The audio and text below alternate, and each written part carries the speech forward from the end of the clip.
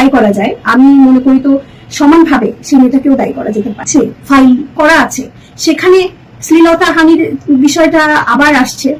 আচ্ছা, আর আমরা কিন্তু সোশ্যাল মিডিয়ায়, আমি নিজেও যেটা সোশ্যাল মিডিয়ায় দেখেছি সেটা হচ্ছে তাদের মধ্যে একটা সেটেলমেন্ট হয়েছে, তারা একটা আপোষ মীমাংসার মধ্যে এসেছে এবং আমার মক্কেল আমাকে জানিয়েছে যে আপু আমাদের একটা আপোষ হয়েছে। সত্য মিথ্যে তো আইনে কোর্টে ট্রায়ালের মাধ্যমেই এটা বিবেচনা হবে, কোর্ট এটাকে বিবেচনায় নিবে, কোর্ট বিভিন্ন কিছু সব কিছু তথ্য প্রমাণ কালেক্ট করেই তারপরেই তো বিচারটা করবেন, মিথ্যে সত্য সেখানে উঠে আসবেন। এভাবে ঢালাও ভাবে মিথ্যা মামলা, ওটাও বলা যেমন ঠিক নয়, আবার ওটাও বলা ঠিক নেই, এটাই সঠিক। আমি বিগত অনেক ইন্টারভিউতে আপনাদেরকে বলেছি আমাদের দেশের যে কন্ডিশন, আমাদের আইনগুলো স্বাভাবিকভাবে মেয়েদের পক্ষে যায়। মেয়েরা একটা অভিযোগ করলে যেমন সবচেয়ে খুব আমাদের কোর্টে সবচেয়ে গুরুত্বপূর্ণ একটা জায়গা, একটা মামলা হচ্ছে নারী শিশু নির্যাতনের ওই যে ধর্ষণ মামলাটা, যেমন বিয়ের প্রলোভনে ধর্ষণ। আসলে আমি মনে করি একজন আইনজীবী হিসেবে যে এই মামলাটা আসলে হওয়ার যৌক্তিকতা কতটুকু আপনারা শুনলে খুবই অবাক হবেন, দেশের মানুষ শুনলে খুবই অবাক হবেন। যেটা হচ্ছে এই ধরনের ভিকটিম যারা ভিকটিম হয় তারা মূলত আইনের আশ্রয় নেয় না, এবং যারা আইনের আশ্রয় নেয় ম্যাক্সিমাম মামলাগুলো মিথ্যে হয়, ভুয়া মামলাগুলোই সাজিয়ে এভাবে আনা হয়। কারণ বিয়ের প্রলোভনে ধর্ষণ শব্দ থেকে কি বোঝা যায়? দুটো ব্যক্তির কনসেন্ট ছিল, যার কারণে তাদের মধ্যে একটা ইন্টিমেসি, একটা সম্পর্ক হয়েছে।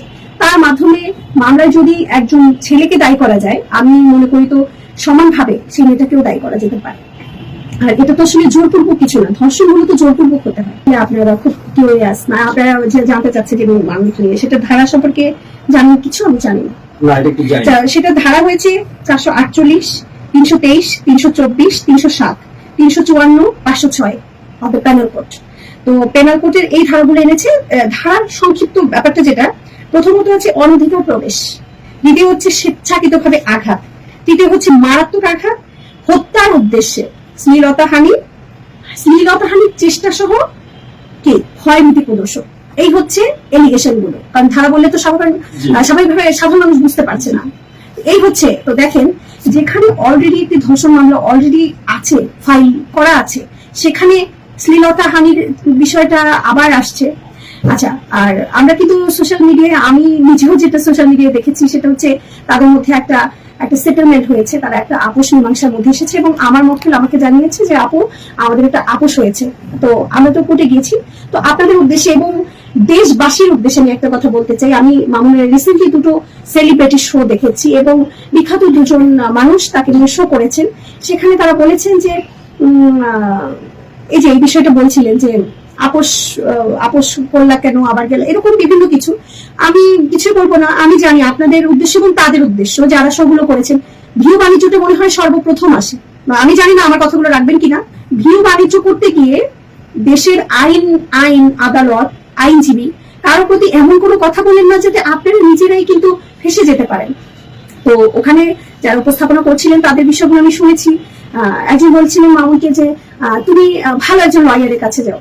তো আমার মক্কেল আমার কাছেই তো আসবে, আমার কাছে এসেছে এবং বিগত দিনে আমি তাকে কিভাবে সাপোর্ট করেছি সেটা তো দেশবাসী জানে। তো আমার কথা হচ্ছে, না জেনে না বুঝে আম পাবলিক অনেক কথা বলতে পারে, কিন্তু আইনটা আসলে কিভাবে চলবে, আইন আদালত কিভাবে চলবে, সেটা কিন্তু আমরা ওখানে বসে আমাদের খুব টেকনিক্যালি কাজগুলো করতে হয় এবং একটা প্রসেসের মাধ্যমেই যেতে হয়।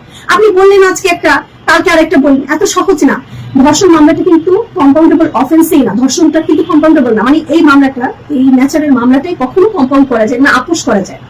তাহলে আপনি কিভাবে একটা আপোষনামা নিয়ে সেটাকে, আমি কি কোর্টে গিয়ে বলতে পারি যে এই যে আমার মক্কেল আর আমার বাদীর মধ্যে আপোষনামা, আপনি এটা আমাকে জাস্ট চুড়ে মারবে, নথিটা চুড়ে মারবে, বলবে যে আমাদের দেশে আইন আদালত আছে এখনো, হ্যাঁ আছে দেখি সাধারণ